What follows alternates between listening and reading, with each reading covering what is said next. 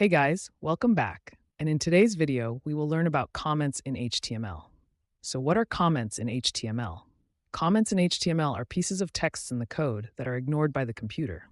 They don't affect the code and are merely there to guide or leave notes to other programmers.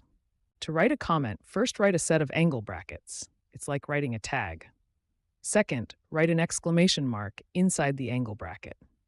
After the exclamation mark, write a pair of two dashes. Two front and two back. There should be four in total. Finally, inside the dashes, write the piece of text that you want to be ignored by the computer. This will turn any text inside the dashes into a comment. The keyword is inside.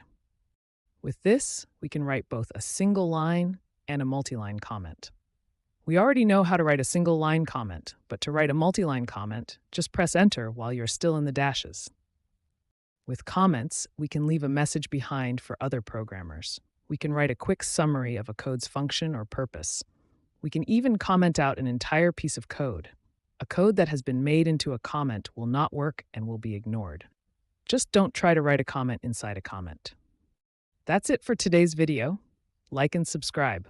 And thanks for watching.